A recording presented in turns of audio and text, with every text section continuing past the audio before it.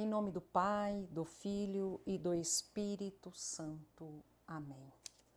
Vinde, Espírito Santo, vinde pela poderosa intercessão do Imaculado Coração de Maria, vossa amadíssima esposa. Meditação da história da Sagrada Paixão, segundo Luís de la Palma. Capítulo 13. São Pedro nega o Salvador.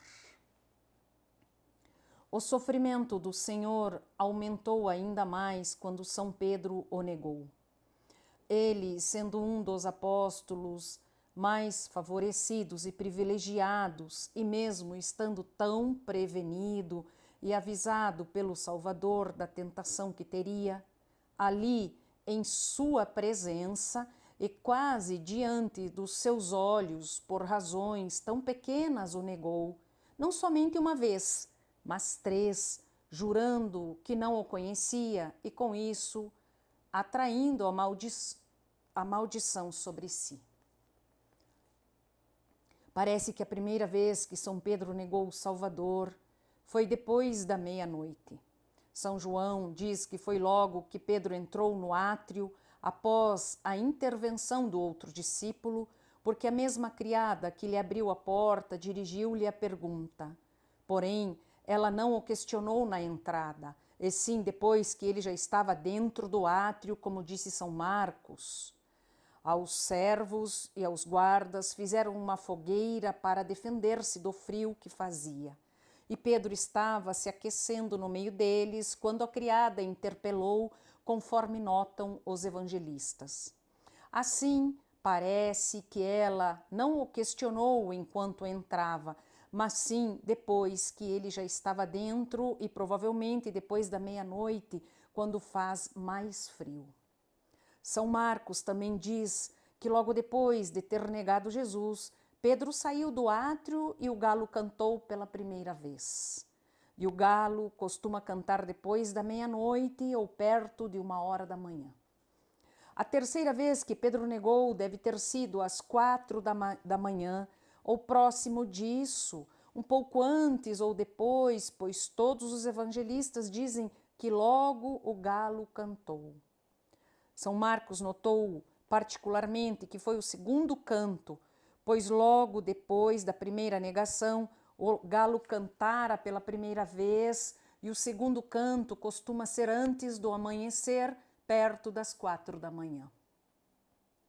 A segunda vez que Pedro negou foi quase 1h antes da terceira, conforme São Lucas disse claramente, e portanto seriam aproximadamente 3h. Assim, quando o Salvador disse a São Pedro que antes que o galo cantasse 2 vezes, ele o negaria 3 vezes. Ele não se referia ao número de cantos seguidos emitidos pelo galo, que costumam ser muitos e repetidos, mas aos 2 momentos em que ele costuma cantar, um perto da meia-noite e outro antes de amanhecer. A narrativa do Evangelho nos permite concluir que depois da primeira vez que o galo cantou, transcorreu todo o tempo que houve entre a primeira e a segunda negação e ainda 1h, pelo menos, que decorreu entre a segunda e a terceira negação. Tudo aconteceu muito rápido, da noite para o dia, como se costuma dizer. Para expressar o tempo que passou entre a primeira e a segunda negação, São Lucas usou o termo pusilo, um pouquinho. E São Marcos usou o mesmo termo para expressar o tempo que houve entre a segunda e a terceira negação. Quanto ao lugar em que Pedro negou Jesus, é mais provável que tenha sido no átrio ou pátio comum da casa do sumo sacerdote, onde costumavam ficar os soldados da guarda e os demais criados dos sacerdotes que estavam no concílio. E por ser a céu aberto, costumava-se acender uma fogueira nos palácios e nas casas principais para que todos pudessem se aquecer. É sabido que quando Pedro entrou na casa do sumo sacerdote para a intercessão pela intercessão do outro discípulo, não subiu e nem entrou na sala onde acontecia a audiência, mas ficou com as outras pessoas no átrio. Assim, pode-se dizer que Pedro ficou dentro e fora. Dentro porque tinha entrado na casa do pontífice, segundo São João, que conta que o discípulo conhecido do sumo sacerdote entrou com Jesus no átrio da casa e, falando com a porteira, introduziu São Pedro. E fora porque não estava na sala onde acontecia a audiência, conforme São Mateus, que disse que Pedro estava sentado no átrio e que a sala da audiência para onde levaram o Salvador ficava no alto da casa. São Marcos deixa claro que a sala da audiência onde levaram o Salvador ficava no alto da casa, ao dizer que Pedro estava embaixo no átrio. Assim, alguém poderá questionar como foi possível que, estando um dentro de uma sala no alto e o outro embaixo no átrio, o Salvador tenha, conforme disse São Lucas, olhado para o apóstolo depois que ele o negou pela terceira vez. Santo Agostinho responde que o Senhor olhou espiritualmente com os olhos de sua divindade, ajudando-o e favorecendo-o com o socorro de sua graça, para que ele caísse em si.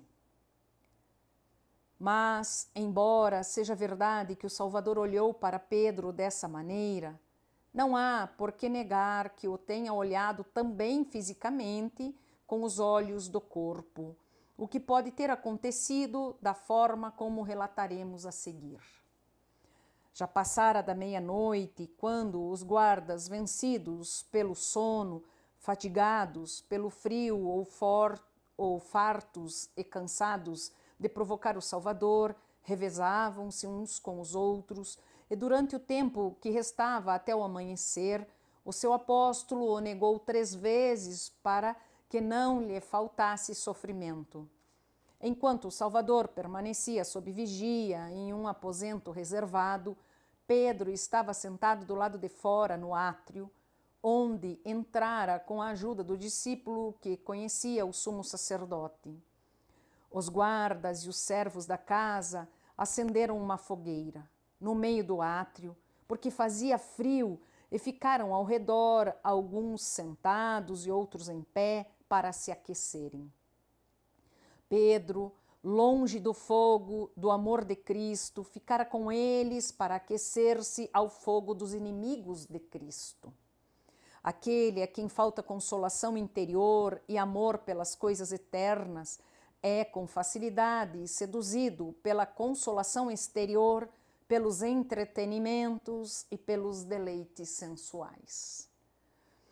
Uma das criadas do sumo sacerdote, a mesma que estava na porta e deixou Pedro entrar, viu-o sentado junto ao fogo, no meio dos outros, e disse-lhe: Tu és, porventura, um dos discípulos deste homem?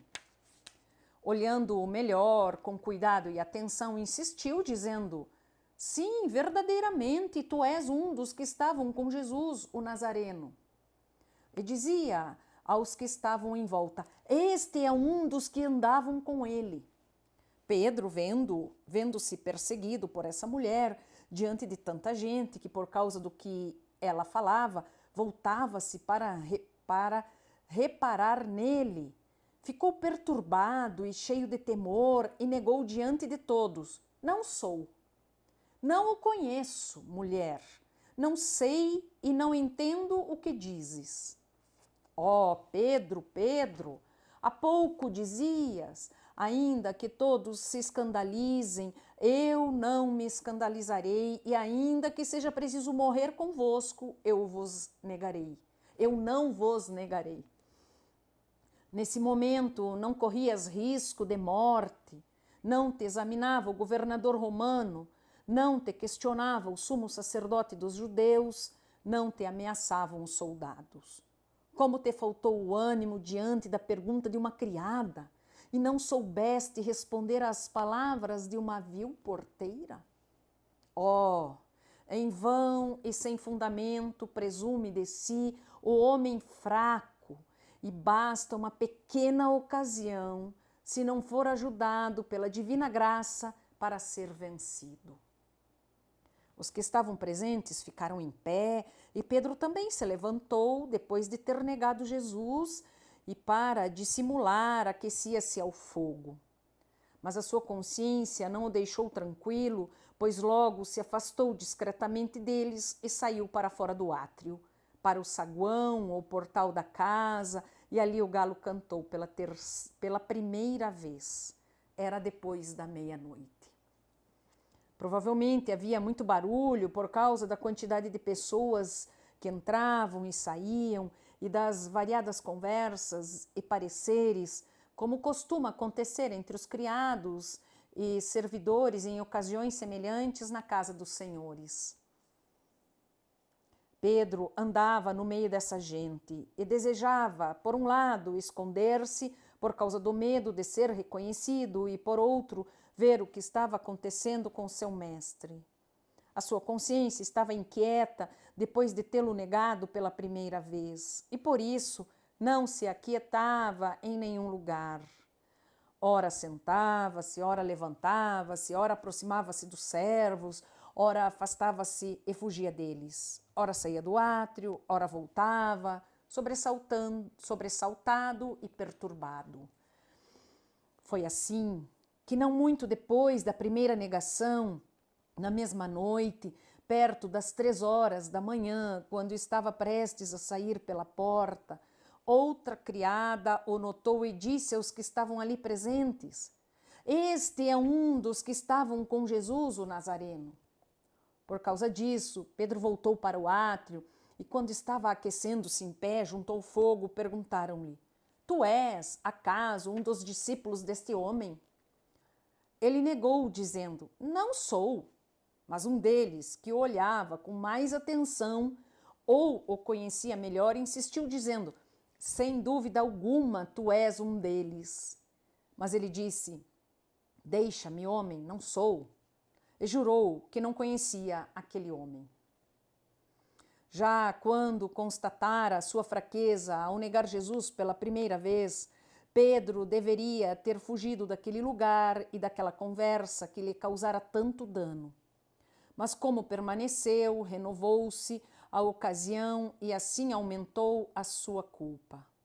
Na primeira vez, somente uma mulher o interrogara e ele negou a verdade.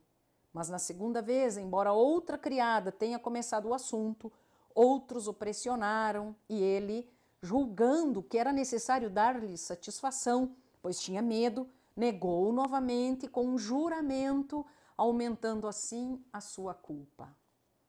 Isso nos ensina que os homens fracos devem afastar-se rapidamente das ocasiões se não quiserem cair mais gravemente. Assim aconteceu com Pedro, que, por permanecer aquecendo-se ao fogo, negou o Senhor pela terceira vez, de forma mais grave do que a primeira e a segunda. Pouco depois, aproximadamente 1 hora depois, um dos que ali estavam afirmou: "Verdadeiramente este homem andava com ele." Ele, pois, se percebe que ele também é galileu. E outros repetiam, dizendo: "Sem dúvida alguma, tu és um deles, porque és galileu, e não podes negar isso, pois a tua fala te denuncia." Eles diziam isso porque, embora os galileus também falassem hebraico, tinham uma pronúncia própria e conhecida. Como Pedro negara ser um dos que andavam com o Salvador, um dos criados do sumo sacerdote, parente daquele a quem Pedro tinha cortado a orelha, pressionou-o, dizendo: "Não podes negar, porque eu mesmo vi no horto que estavas em sua companhia." Pedro refutou, dizendo: "Homem, não te entendo e nem sei o que dizes." Aborrecido e desesperado, ele começou a fazer juramentos e assim atraindo sobre si maldições, dizendo que não conhecia e nem havia tratado com aquele homem. E logo antes que ele terminasse de falar, o galo cantou pela segunda vez, aproximadamente às 4 horas da manhã. Tendo Pedro negado Cristo 3 vezes antes que o galo cantasse 2 vezes, Cumpriu-se o prognóstico do médico celestial e tornou-se evidente a vã presunção do enfermo. Nada aconteceu como ele imaginara e prometera. Darei minha vida por ti, mas sim, como o Salvador dissera, 3 vezes me negarás. Os 4 evangelistas unânimes escreveram sobre as 3 vezes que São Pedro negou a Cristo para nos ensinar e nos advertir sobre o grande mal que é confiar e presumir de si mesmo em vão. Mas o Salvador lembrou-se de Pedro, que andava tão esquecido de si mesmo e do seu bom mestre, olhou com misericórdia para iluminar as trevas em que se encontrava e ofereceu a mão àquele que estava caído para reerguê-lo. O Senhor voltou-se e olhou para Pedro. Embora ele estivesse preso e atado em um lugar diferente, é possível que após o julgamento o tenham levado para um aposento embaixo, onde ficava o átrio e onde geralmente vivem os criados mais humildes da casa. Ou então Pedro, depois de negá-lo, poderia ter seguido o barulho das vozes e chacotas que os guardas faziam com o Salvador e ter subido para ver o que estava acontecendo.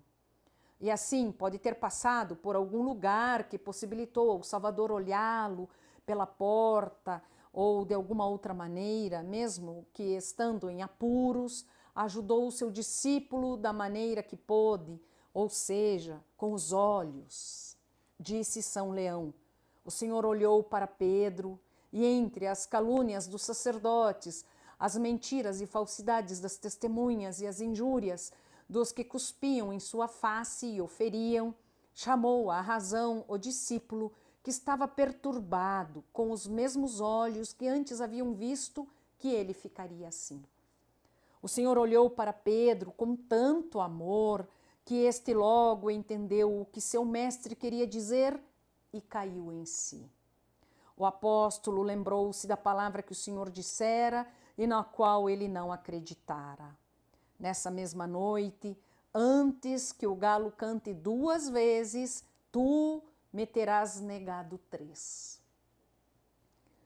Saindo para fora, chorou amargamente.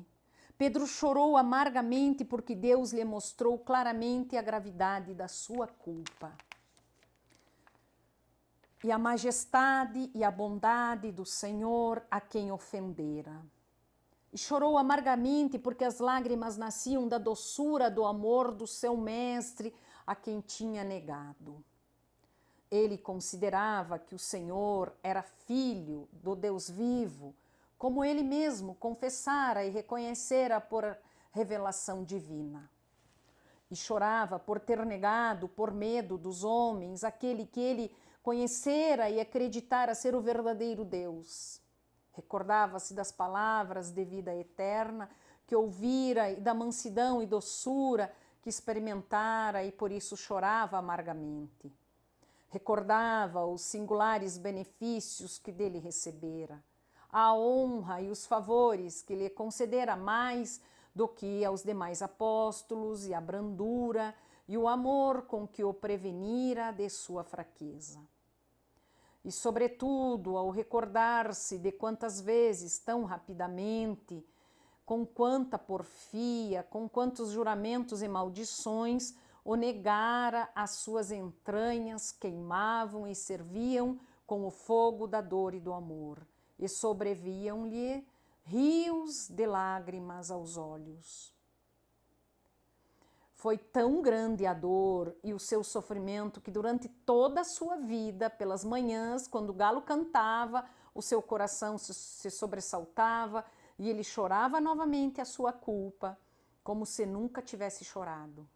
São Marcos relata que ele começou a chorar ao sair da casa do sumo sacerdote. E ele começou a chorar. Isto é, começou a chorar para depois continuar por toda a sua vida. O santo penitente ficara ferido e arrependido diante da força dos olhos do Senhor, mas não quis desmentir publicamente e por isso saiu do átrio para chorar secretamente. Com a queda, ele ficara mais humilde e menos confiante em si mesmo e não queria arriscar-se nem experimentar novamente a sua fraqueza. Ensina-nos assim que os fracos devem afastar-se das ocasiões e esconder-se e não querer mostrar-se em público até que estejam fortalecidos e revestidos com a virtude que vem do alto. Ele tampouco quis jogar-se aos pés do Salvador e pedir-lhe perdão e misericórdia, porque estava envergonhado de si mesmo e quis que as suas lágrimas pedissem e alcançassem o que ele não se atrevia a pedir de imediato. Com razão, ele chorou e calou-se, porque a culpa que se chora não se desculpa, e aquilo que não se desculpa pelas palavras costuma ser lavado e purificado pelas lágrimas. E para chorar melhor, ele saiu, porque a confusão e o barulho do palácio são propícios para negar, mas não para chorar. E o verdadeiro penitente se mostra ao afastar-se das ocasiões de pecado. Para onde teria ele ido consolar-se, senão junto da Virgem, o único refúgio dos pecadores, para contar-lhe a sua tristeza e amargura? E animado com as suas dulcíssimas palavras, escondeu-se para chorar em uma caverna, com a firme esperança de assim alcançar perdão. O Senhor tinha motivos para permitir tanta fraqueza naquele que escolhera para ser a pedra fundamental de sua igreja. Entre eles, destacamos 4. Em primeiro lugar, para que ninguém confie presunçosamente em si mesmo, pois até mesmo um apóstolo tão querido e privilegiado caiu. E para que cada um reflita sobre o conselho de São Paulo. Aquele que pensa que está em pé, olhe bem e fique atento para que não caia. Em segundo lugar, para que ninguém perca a esperança em Deus, por maior que seja a queda.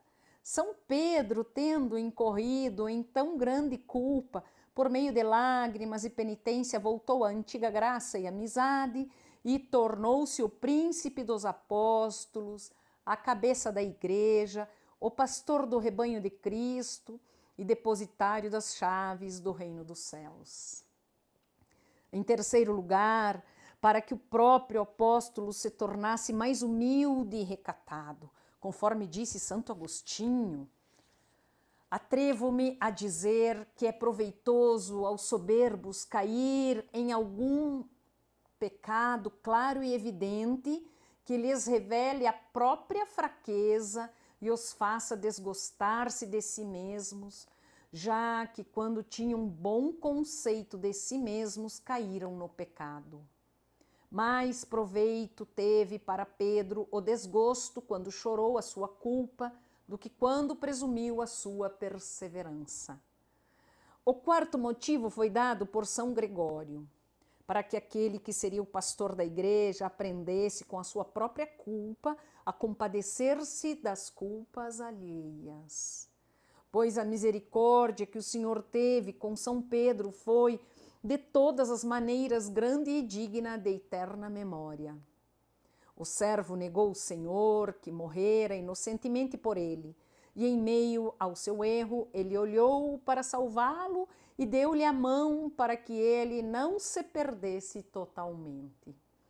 O Senhor da vida haveria de ser piedoso e convinha que o pastor, que apacentaria as suas ovelhas em seu lugar, fosse também piedoso, que ele se lembrasse sempre da piedade que o seu mestre teve consigo, para não desamparar nenhuma ovelha, por mais doente e rebelde que seja. Amém. Em nome do Pai, do Filho e do Espírito Santo. Amém.